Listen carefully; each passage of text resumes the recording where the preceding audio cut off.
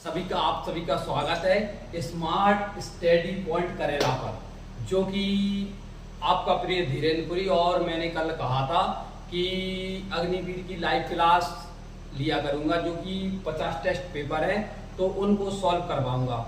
और लगभग जो भी भाई हैं तो वो कोचिंग तो सभी जा ही रहे होंगे, और जो भी समस्या है इसलिए मैंने सोचा क्यों ना जो 50 टेस्ट अग्निवीर के हैं तो उनको सॉल्व किया जाए। तो कल मैंने जो वीडियो बनाई थी, चलो चलते हैं आप। आज ये फर्स्ट टेस्ट पेपर है अग्निवीर का, जो कि भारतीय थल सेना अग्निवीर का फर्स्ट टेस्ट पेपर है। तो इसको मॉडल पेपर है। आज पहला टेस्ट पेपर सॉल्व कराते हैं। पहला क्वेश्चन है कि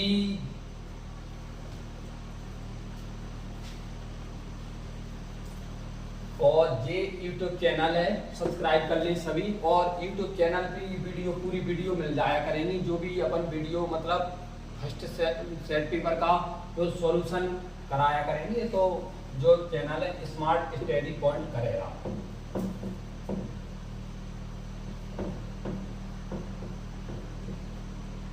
आज पहला क्वेश्चन है आज का कि 11,11,11 का औसत क्या है।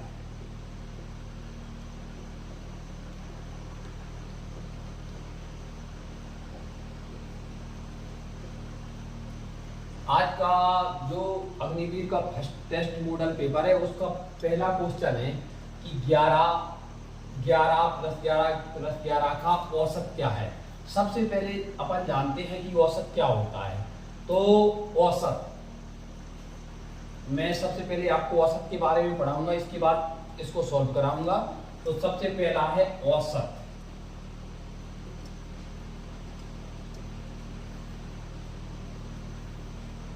औसत को देख के अपन को लग रहा है कि औसत जो ना ज्यादा हाई रेंज ना ज्यादा लो रेंज, जो बीच की रेंज होती है उसको ही अपन औसत कहते हैं। जैसे उदाहरण के तौर पर कि 1, 2, 3 का औसत क्या है। तो औसत का मतलब होता है जो ना हाईएस्ट रेंज ना लो रेंज, जो बीच की रेंज होती है वही औसत होता है। तो सबसे पहले औसत का एक फॉर्मूला होता है कि कुल संख्या का योग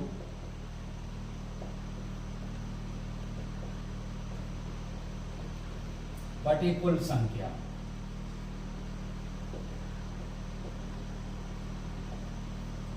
तो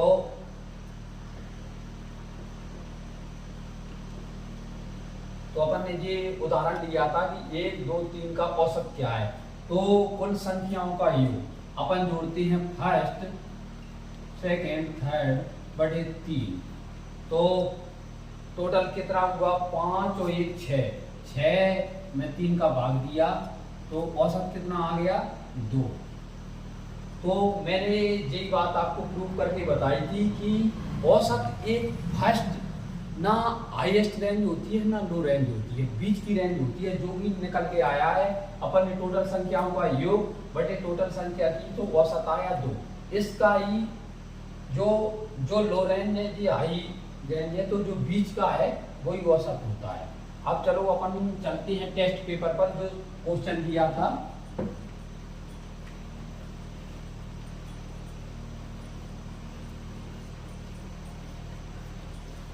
तो मैंने आपको क्या बताया था कि औसत क्या होता है, पूर्ण संख्याओं का योग। यानी कितने हैं 11 + 11 + 11 बटे 3। तो 11, 11 33, 33 में 3 का भाग देंगे तो अपना औसत कितना आया 11। तो इसका आंसर है 11। आपने औसत देख लिया। ये था फर्स्ट क्वेश्चन, आप उतार लो। 11 + 11 इसका आंसर सही है। अब चलते हैं सेकेंड क्वेश्चन की ओर।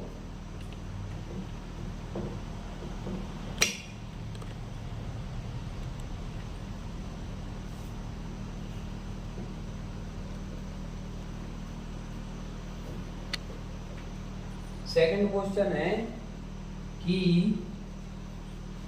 ए व बी दो व्यक्तियों की आयु का अनुपात 1:2 है, आयु से संबंधित है,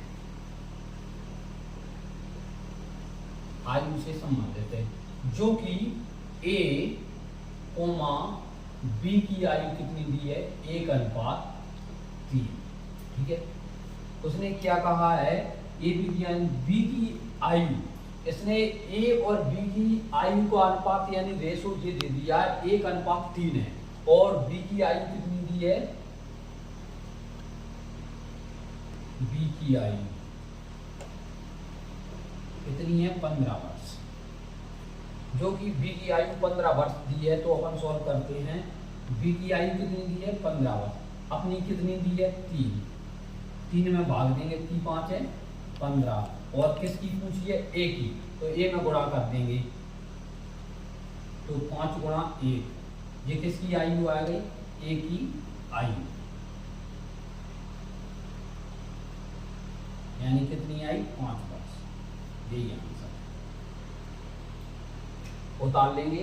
जो भी भाई को समझ में नहीं आए तो क्या है, आज फर्स्ट क्लास है तो थोड़ा दिक्कत में भी मतलब प्रॉब्लम भी होती है, जब कोई अपन न्यू काम करते हैं तो उसमें थोड़ी बहुत समस्याएं होती हैं और थोड़ी झिझक टाइप की होती है, इसलिए अभी फर्स्ट क्लास है तो जो भी भाई को समझने में दिक्कत आए तो आप समझ सकते हैं। दिन में मैं लाइब्रेरी बैठता हूँ और लाइब्रेरी में रियल में जो भी आपको दिक्कत आ रही है कि समझ में नहीं आ रहा है तो मतलब कमेंट कर सकते हैं और बता सकते हैं, तो मैं और अच्छे से और धीरे धीरे सुधार होगा। आज फर्स्ट क्लास है तो थोड़ी दिक्कत भी होती है, उतार लिया होगा। अब अपन करते हैं तीसरा क्वेश्चन।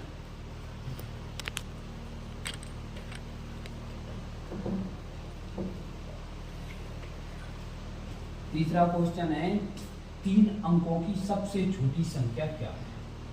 मैंने क्या कहा 3 अंकों की सबसे छोटी संख्या। क्वेश्चन है आपका कि 3 अंकों की सबसे छोटी संख्या क्या है। सबसे छोटी संख्या क्या है।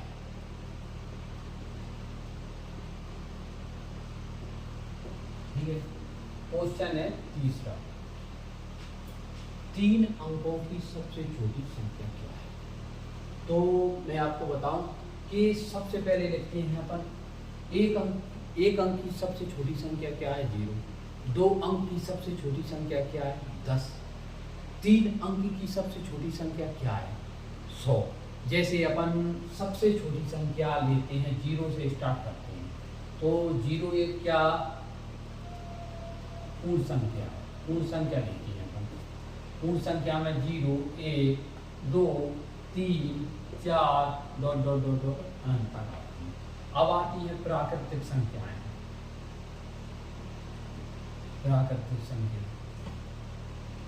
प्राकृतिक संख्या में अपन 0 को शामिल नहीं करते हैं, जैसे 1 2 3 4 5 2 2 2, इसलिए पूर्ण संख्या प्राकृतिक संख्या। अब अपन से क्या पूछा है सबसे छोटी संख्या, तो सबसे छोटी संख्या एक अंक की कौन सी है 0, और यहाँ पे 9 10 डॉट डॉट डॉट डॉट 9 10 ऐसे 99 और 100। ठीक है, तो एक अंक की सबसे छोटी संख्या क्या है 0। देख लिया आपने कि एक अंक की सबसे छोटी संख्या 0, 2 अंक की सबसे छोटी संख्या क्या है 10, और 3 अंक की सबसे छोटी संख्या क्या है 100। इसलिए अपने क्वेश्चन का जो आंसर था वो अपने आप मिल चुका है कि 3 अंकों की सबसे छोटी संख्या क्या है। तो 3 अंकों की सबसे छोटी संख्या क्या है 100। ठीक है,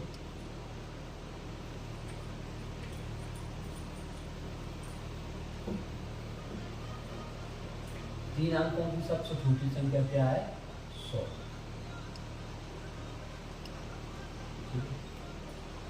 अब अपने 3 क्वेश्चन हो चुके हैं, उतार लीजिए। अब चौथा क्वेश्चन आता है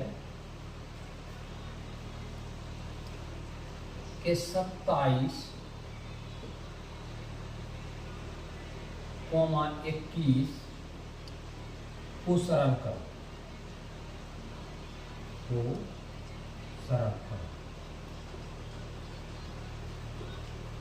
तो अपन सबसे पहले मतलब जानते हैं कि जो अनुपात रेशो का होता है वही संख्याओं, जैसे अपन ने माना कि 21 अनुपात सरल करना है, तो जिसमें किसका भाग जा रहा है, 3 नाम 27, 3 7 21।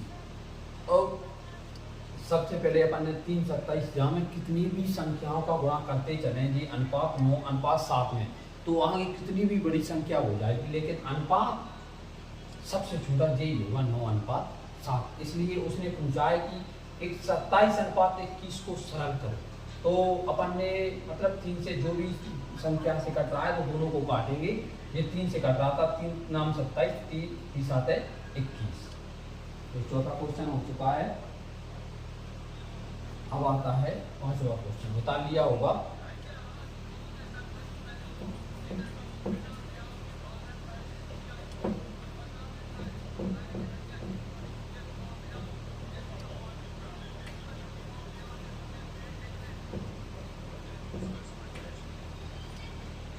अब आता है एलसीएम, 5वां क्वेश्चन है एलसीएम एचसीएफ से। तो वो क्या कह रहा है कि दो संख्याओं का लासा। उसने क्या कहा कि दो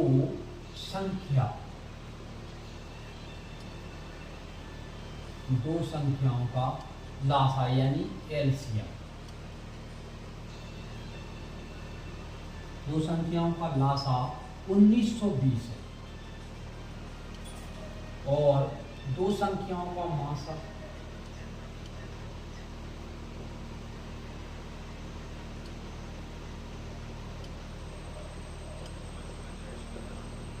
कितना दिया है, 16 है। एक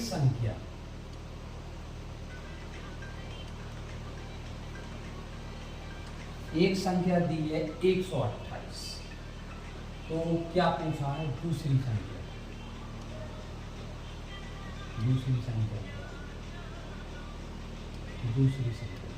अब ये क्वेश्चन है कि दो संख्याओं का लासा कितना दिया है, 1920 है, और दो संख्याओं का मासा कितना दिया है, 16 है। एक संख्या उसने कितनी दी है, 128 है, दूसरी संख्या हमको ज्ञात करना है।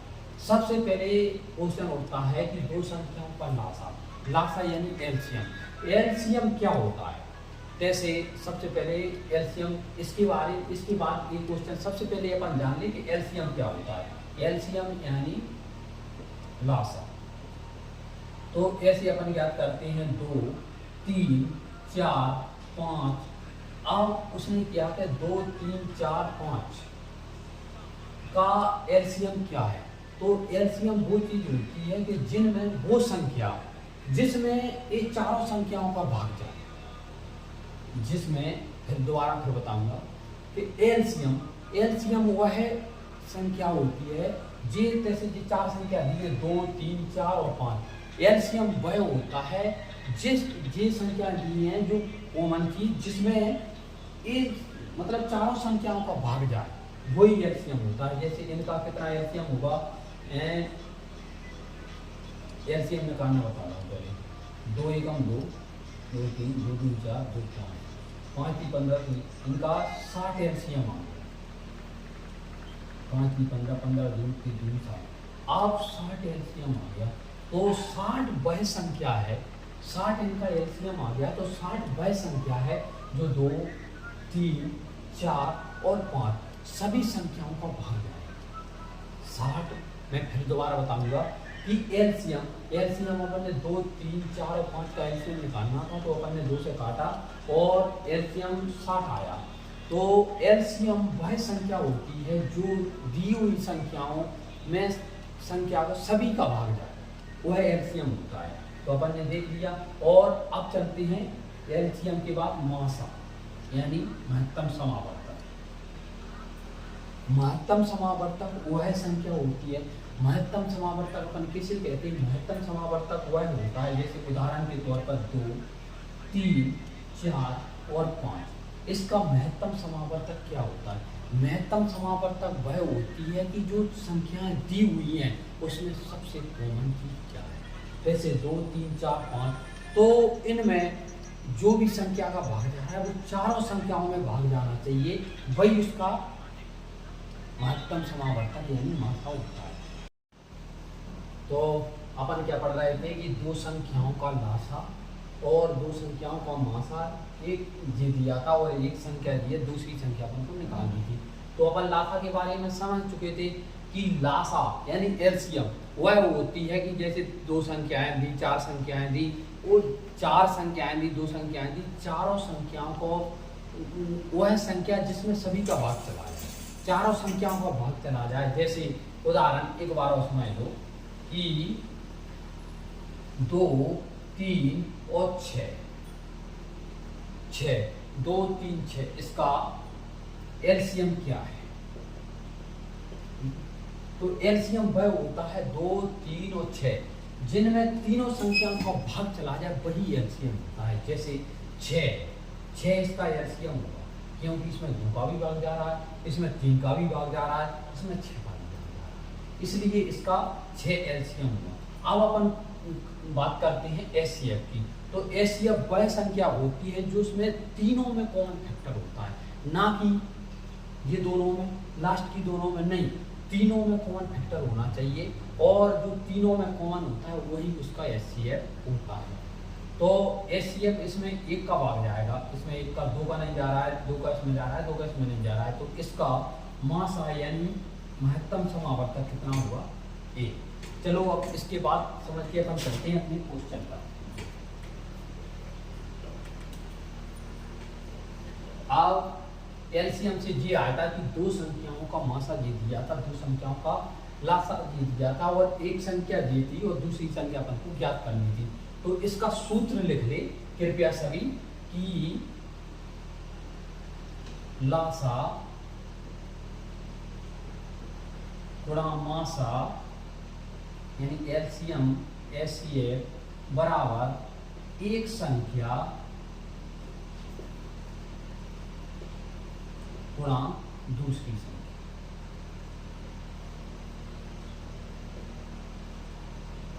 ठीक है, तो सबसे पहले ये सूत्र का कि अगर अपन को दो संख्या दी हो और एलसीएम नहीं दिया हो, एचसीएफ ना दिया हो, तो अपन को जो भी संख्या, जो मासा लासा एक संख्या दूसरी संख्या, ये चारों में से 3 चीजें दी हुई होगी, एक चीज नहीं दी होगी, तो उसमें मान रख के अब अपन रखते हैं मान। ये एलसीएम कितना दिया है अपना? 1920। अब मासा कितना दिया है अपना? 16। एक संख्या कितनी दी है? 128। दूसरी संख्या नहीं दी है तो x मान लो। अब सबसे पहले काटते हैं बस। 16 8 16 5 80 16 6 96 तो 7 12 16 8 128। 8 से काटेंगे, 8 दूनी 16, 8 चौको 32।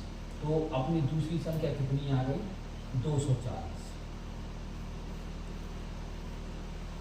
जी इसका आंसर है 240 दूसरी संख्या आ गई।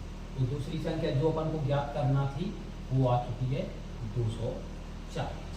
तो एलसीएम एचसीएफ से संबंधित जो भी क्वेश्चन आएगा तो अपन क्या करेंगे कि जिस सूत्र याद कर ले कि लासा गुणा मासा बराबर एक संख्या गुणा दूसरी संख्या, जिनमें तीन के मान दिए हुए होंगे, एक संख्या पूछेगा तो आराम से मान रख लेना और आंसर आ जाएगा।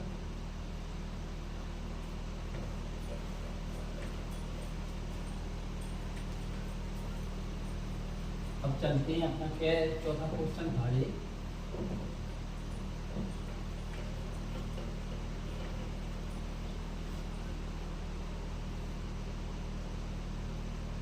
पांचवा क्वेश्चन था। अब आता है छठवा क्वेश्चन। छठवा क्वेश्चन है कि 250 किलोमीटर का 10% कितना है? 250 का किलोमीटर का 10% कितना।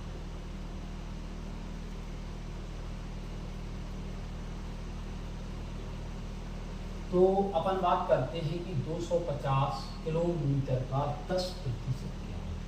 इसमें क्वेश्चन आ गया प्रतिशत। तो कोई भी चीज होती है जो अपने आप में 100% होती है, तो जैसे अपन कछु भी सामान या कछु भी वस्तु या कोई भी वस्तु हो, तो अपन हर हमेशा 100 अपने आप में कोई भी वस्तु 100% होती है। तो उसने क्या कहा है कि 250 का मतलब होता है गुणा, गुणा लगाया 10% कितना है, तो 10 का गुणा किया, और जो प्रतिशत लगा है इस प्रतिशत का मतलब 100 होता है। मैंने पहले कोई भी वस्तु अपने आप में 100% होती है और प्रतिशत का मतलब 100 होता है, तो बटे में कितना आ जाएगा 100। 2 जीरो से 2 जीरो कट गई। अपने सवाल का आंसर कितना आ चुका है 25। ठीक है, अगर किसी को भी समझ में नहीं आता है तो आप वीडियो रिटर्न करके और कमेंट में बता दें कि सर सही समझ में नहीं आ रहा है, तो कल से मैं और अच्छे तरीके से समझाऊंगा। ये 6वां क्वेश्चन है। ठीक है, अब आते हैं 7वें क्वेश्चन पर।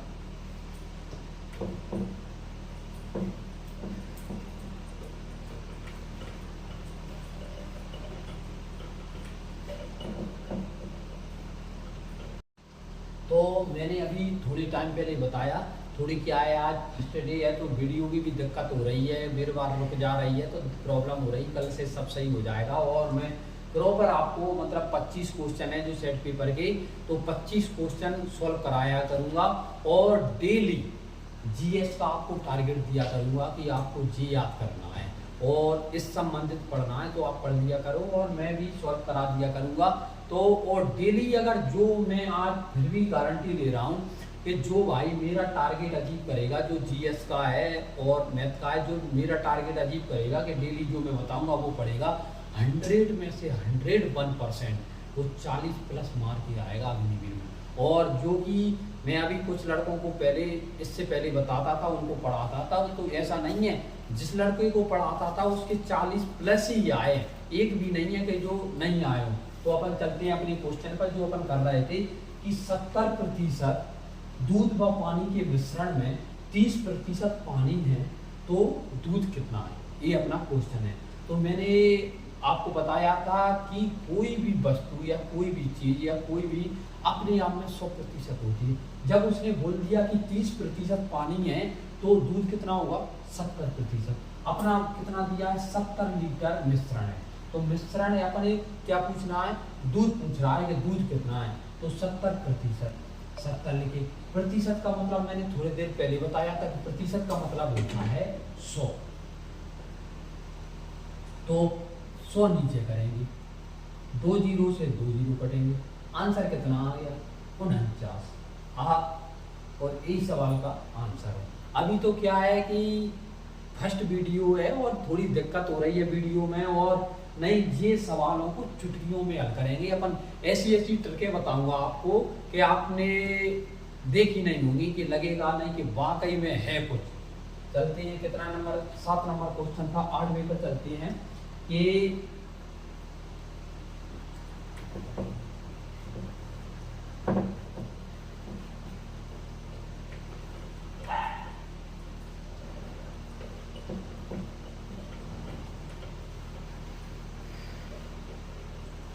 क्वेश्चन नंबर है 8वां। क्या है, साधारण ब्याज, जिसे आप कहते हैं एसआई, और साधारण ब्याज चक्रवृद्धि ब्याज। तो साधारण ब्याज के बारे में हम पहले पढ़ते हैं। साधारण ब्याज, ठीक है। तो साधारण ब्याज का एक फॉर्मूला होता है कि साधारण ब्याज बराबर, साधारण ब्याज बराबर होता है मूलधन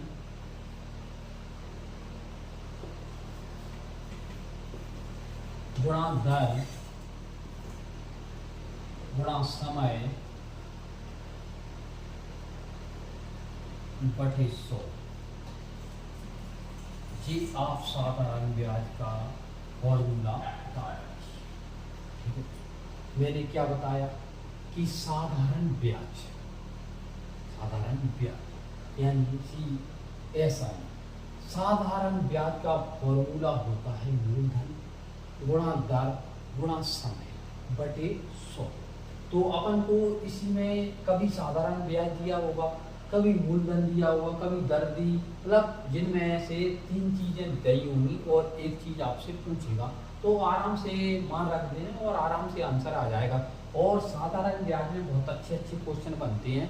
तो जब भी आगे के क्वेश्चन आएंगे, और इसलिए मैं टेस्ट पेपर सॉल्व करा रहा हूँ आपको, कि जैसे जैसे क्वेश्चन आएंगे मैं उनकी अलग अलग अच्छी से अच्छी आपको ट्रिकें बताऊंगा और अच्छे से सॉल्व कराऊंगा। तो आज अपना क्वेश्चन आया है कि साधारण ब्याज की दर से 3 साल का ब्याज पूछा है। तो ये चीजें दी हैं, मूलधन कितना दिया है,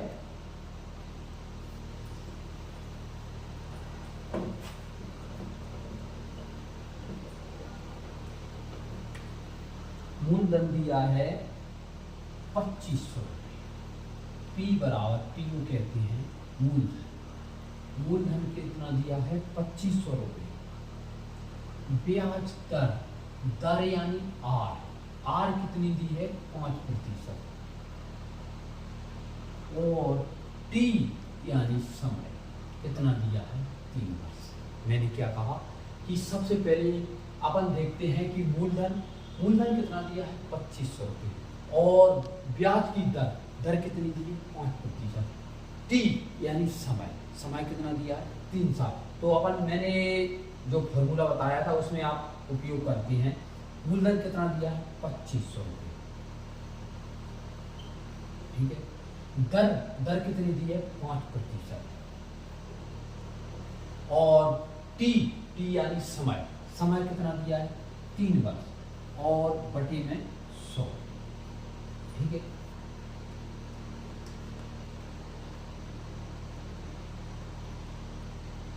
ठीक है। आप 2 जीरो से 2 जीरो कट लें। अब अपन गुणा करते हैं 25 पंजन 125, 125 यानी 375।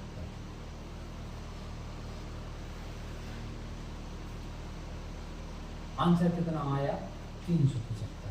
मैंने क्या कहा था कि साधारण ब्याज का एक, सबसे पहले मैंने आपको क्या पढ़ाया था कि साधारण ब्याज इसमें क्या होता है मूलधन गुणा दर गुणा समय बटे 100। अपन ने सवाल दिया था 8वें नंबर का, उसमें क्या दिया था मूलधन कितना दिया 2500 रुपये। ब्याज की दर कितनी दी 5% और टी यानी समय कितना दिया 3 वर्ष। मैंने इसमें मान किया, आंसर कितना आया 375। ठीक है, आप जो भी साधारण ब्याज के अंदर अच्छे सवाल आएंगे तो उनको मैं अच्छी ट्रिकों से हल कराऊंगा, जो कि आपको बिल्कुल भी समस्या नहीं आएगी।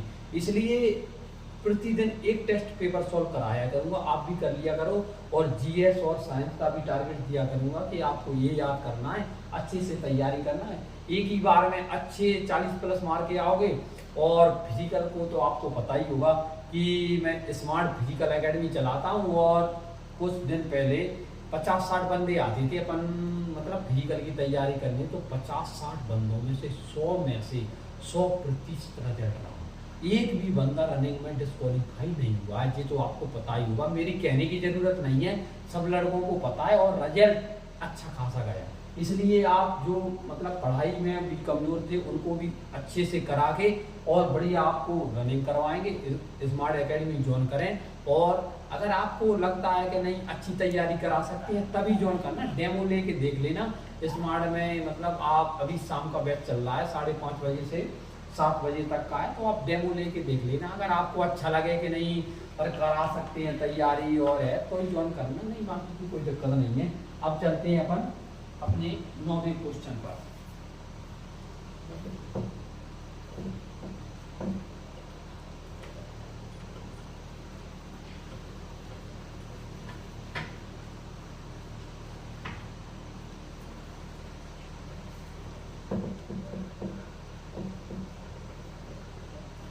9वां क्वेश्चन है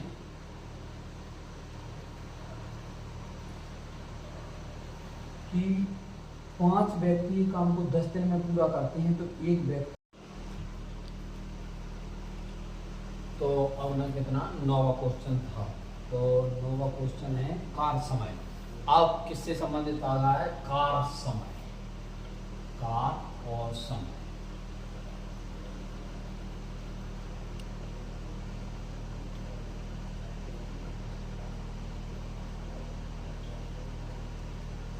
मैंने क्या कहा कि कार्य समय से अब आपको आपकी प्रैक्टिस इसलिए अच्छी हो जाएगी कि 25 क्वेश्चन का प्रैक्टिस सेट है। अब 25 क्वेश्चन के प्रैक्टिस सेट में 25 ही बंदे सवाल हैं, और 25 ही बंदे अगर आपको एक दिन में 25 बंदे सवाल कराऊंगा तो आपकी इससे मेमोरी तेज होगी और आपका मैथ अच्छा हो जाएगा। तो अगली बार में तो नॉर्मल मैथ आता है तो वैसे ही मतलब अच्छा खासा। तो कार्य और समय, कार्य और समय का एक फॉर्मूला है एम डी और एच बटे डब्ल्यू, M1 D1 H1, ठीक है, बराबर M2 D2 बटे H2 बटे V1 और V2। ये कार्य समय का फॉर्मूला, ठीक है। मैंने क्या कहा? कार्य और समय, ठीक है। कार्य और समय में M1 D1 H1 M2 D2 H2 W1 W2। ये क्या है? व्यक्ति। मैंने प्रत्येक चीज समझाऊंगा। ये क्या है? M का मतलब क्या है? व्यक्ति। D का मतलब क्या है? दिन। H का मतलब क्या है? घंटा। और W का मतलब क्या है? वर्क, वर्क यानी काम, ठीक है। वर्क का मतलब यानी काम। तो अब MDH ये फॉर्मूला कार्य समय के लिए अच्छे से कॉपी में उतार के अच्छे से याद कर लेना। अब अपन चलते हैं अपनी क्वेश्चन पर। क्वेश्चन क्या कहता है? 5 व्यक्ति, व्यक्ति यानी M1, 5 व्यक्ति एक काम को 10 दिन, मैंने क्या कहा था? डी माने 10 दिन, 10 दिन में कर सकते हैं।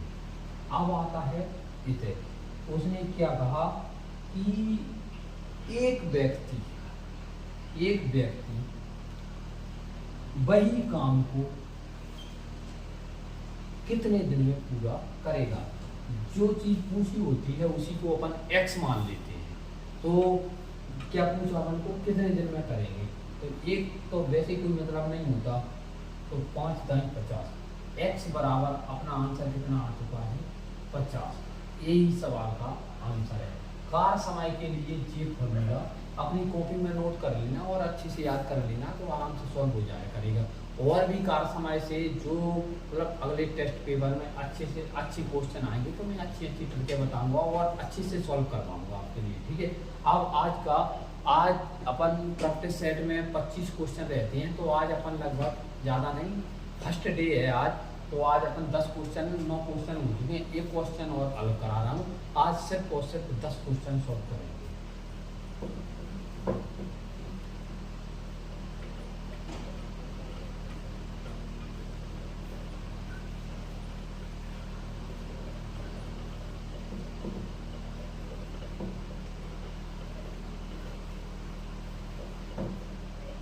अब आज का लास्ट क्वेश्चन है कि 10वां,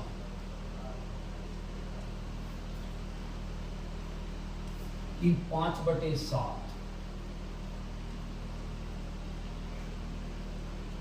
माइनस के 3/7 प्लस के 1/14। मैंने क्या कहा? ये क्वेश्चन दिया है कि 5/7 3/7 1/14 और जिसको अपन को सॉल्व करना है कि इसका आंसर क्या है। मैंने अभी बीच में क्वेश्चन आया था 6वें या 7वें नंबर का, ऐसी क्वेश्चन था तो उसमें मैंने आपको एलसीएम लेना सिखाया था कि एलसीएम यानी लघुत्तम समावर्तक क्या होता है। तो अपन नीचे का लघुत्तम समावर्तक के बारे में मैंने आपको समझाया था कि बड़ी से बड़ी वह संख्या जो दी हुई संख्याओं को सभी का भाग चला रहा है, वही लघुत्तम समावर्तक। अब अगर अपन इसका तीनों का 7, 14, अगर 14 का एलसीएम 14 लेते हैं तो इसमें तीनों का 7 का भी भाग 7 का भी 14 का भी भाग जाना है। तो अपन सबसे पहले एलसीएम 14 ले लेंगे, ठीक है, एलसीएम 14 ले लिया, 7 का भाग इसमें देंगे, 7 दूनी 14 और 2 को गुणा इसमें करेंगे, 5 दूनी 10। एक बार समझा कि सबसे पहले 7, 7, 7, 14, इसका एलसीएम दिया कितना आया 14 अपन ने नीचे लिखा 5/7, 7 का भाग इसमें दिया 14 में, 7 दूनी 14 और 2 का गुणा किसमें किया 5 में, तो 5 दूनी कितना हो गया 10। दूसरा 7 का भाग इसमें दिया 7 दूनी 14 और 2 का गुणा किसमें करना है 3 में, 3 दूनी 6। अब आता है 14 का भाग 14 में देंगे तो 14 एकम 14, 1 का गुणा 1 में करेंगे तो +1। अब अपन जोड़ेंगे तो कितना 5, 10 और 1 11 - 5 कितना बचेगी 5/14। यही अपने सवाल का आंसर। तो भाइयों जय हिंद। आज फर्स्ट डे था और थोड़ी वीडियो में भी थोड़ी दिक्कत आ गई, 2 बार वीडियो भी रुकी और आज थोड़ी समस्या हुई। कल से सही समय से और आपको मतलब सुबह के टाइम वीडियो डाल दिया करूँगा। आप YouTube चैनल पर देख लिया करो। YouTube चैनल का नाम है स्मार्ट स्टडी पॉइंट करेरा। एक बार सुनो, स्मार्ट स्टडी पॉइंट करेरा। इस YouTube चैनल पर ये पूरी सॉल्यूशन और मैं आज तो आपको टेस्ट पेपर सॉल्व कराया, ऐसी ट्रिकें मतलब ले आऊँगा कि आपको भी लगेगा कि ये सवाल चुटकियों में कैसे हल हो गया, जो कि सिर्फ और सिर्फ अग्निवीर के लिए नहीं, SSC GD हुआ, CRPF हुआ, BSF हुआ, पुलिस की भी हुआ। तो मतलब जो ट्रिकें अच्छी ट्रिकें होंगी तो मैं आपको बताऊंगा और डेली एक टेस्ट पेपर सॉल्व करवा दिया करूंगा और GS और विज्ञान का भी टारगेट दिया करूंगा, जो कि आपके लिए अच्छा होगा और अच्छे से आप तैयारी करो। और डेली जो बंदा 3 महीना जितने भी महीने हैं और मेरा डेली टारगेट अचीव करेगा, वो गारंटी उसकी 100% गारंटी है कि उसका 100% सिलेक्शन होगा और 40+ क्वेश्चन अगली मेरे में मार के आएगा। जी 100% बात है। इसलिए आज समाप्त करते हैं। जय हिंद, जय भारत।